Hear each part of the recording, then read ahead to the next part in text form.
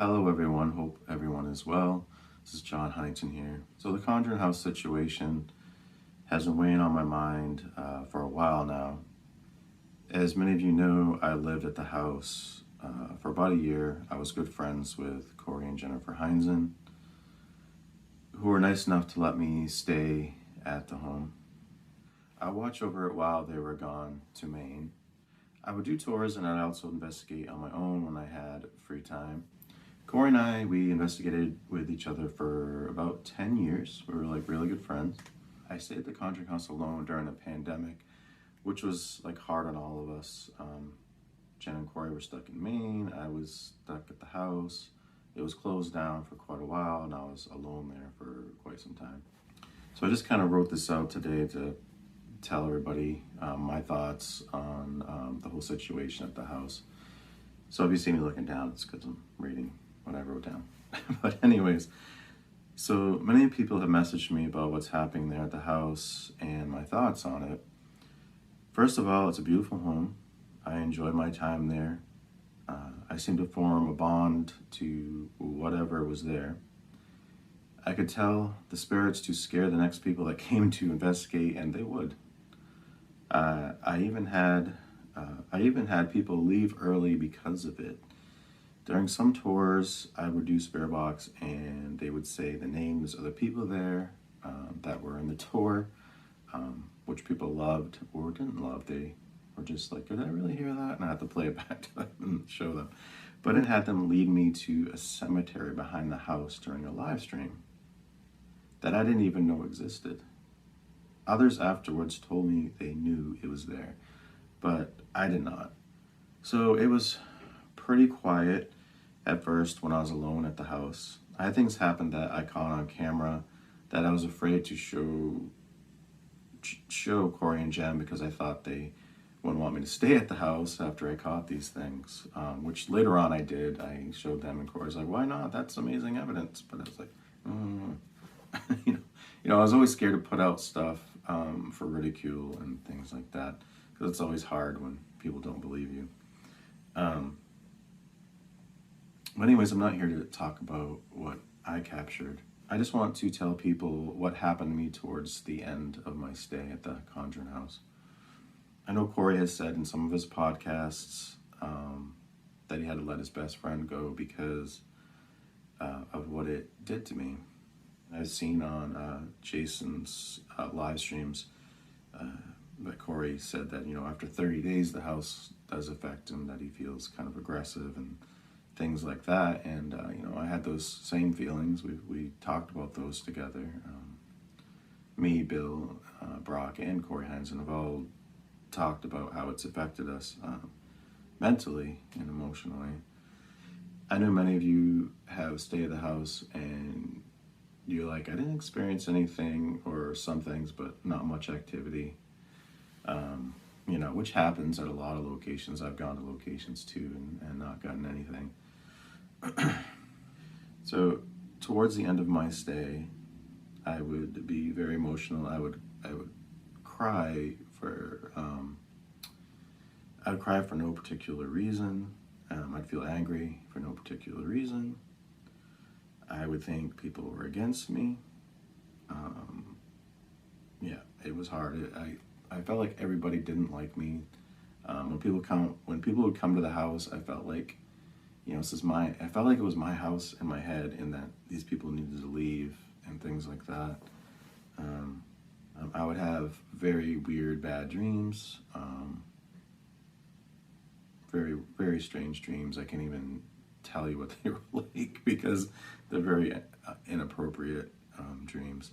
And I'm sorry, I just woke up. I've been thinking about this all night, and I just had to get this out there and off my chest today because it's been bothering me.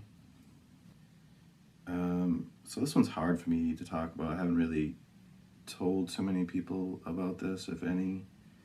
Like I said, when people would come, I felt like it was my place. I didn't want them there, or just, I didn't want them to hurt the house. It was weird. So I'd have these bad dreams. I would actually want to unalive myself sometimes. I can remember hearing something telling me that I was a nobody and I always would be unless I unalived myself at the house. Then maybe people would remember me.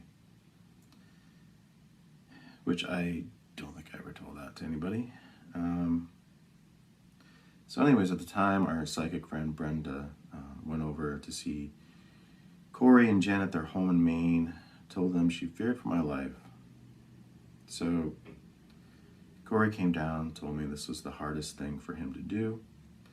I had never seen Corey cry, maybe once, because he missed his dogs, which I don't blame him. I miss the dogs too. But anyways, he told me that I had changed and I needed to take a break from the house. So at the time, I didn't see it, but they saw the change in me. Now, whatever is at the house, or maybe it's just the stress from watching it, I don't know. But whatever it is, they will make you think that everyone is against you, that no one is there for you, that you are alone. I left the house. I came back a few months later because I was in the area and I needed a place to sleep for the night. And of course, Corey and Jen were okay with it. But I said to be careful. So I did. The weird thing is, I was a prep cook for years, never cut myself once. Somehow I cut myself 3 times that day, doing different things, which again, I guess has nothing to do with what I'm trying to say. So the current owner is definitely going through something. I don't really know her. I don't know what kind of person she is. Just what I've heard online and stuff like that. I never actually met her in person, so I don't know. I haven't had any experiences with her. I know what I felt and went through at the house.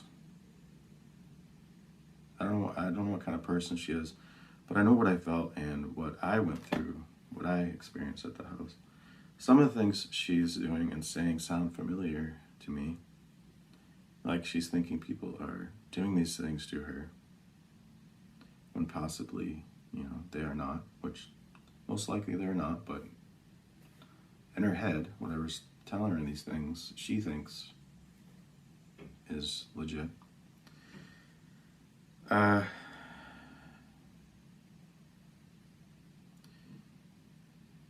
She sounds like she's really in it even more deep than I was. I mean, maybe she's not. I don't know. I could be totally wrong. I look back now, it's been years later, and I'm kind of happy I left when I did. Would I ever go back? Maybe. I do miss the house and miss the Heinzens at times. I just wish the best for everyone. I just hope that she doesn't wait. I just hope she doesn't wait too long and gets away from the house. People say, "Oh, it's not the house. It's not even haunted." How do you know? Have you stayed there as long as Bill, myself, or Corey? Let's just say we were all great friends before this house.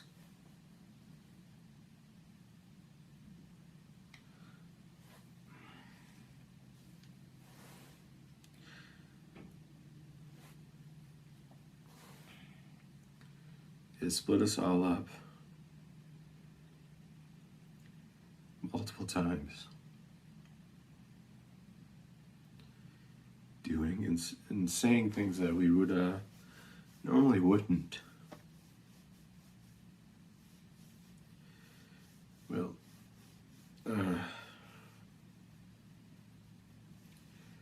I could go on for days talking about our experiences there.